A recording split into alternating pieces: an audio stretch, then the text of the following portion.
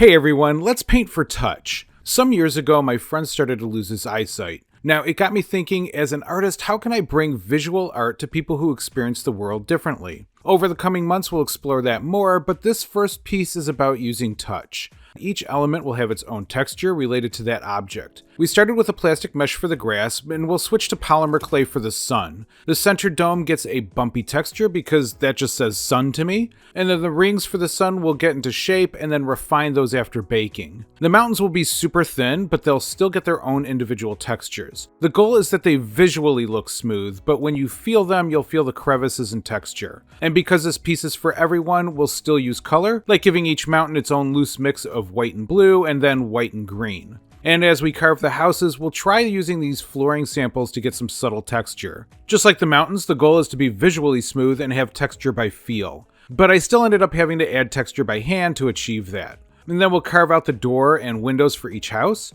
But for the inside of the windows, let's try smoothing them with this alcohol trick. Now that sort of worked, but the paint will have to smooth them out the rest of the way. Finally, we'll fluff in some packing foam clouds, and then some paint will make those a little more durable for all the touching they'll get. Then I'll varnish the entire piece in a few days. And with the piece done, let's blindfold my wife and see if she can tell what the scene is. Oh, I can't feel that. So these are like mountains?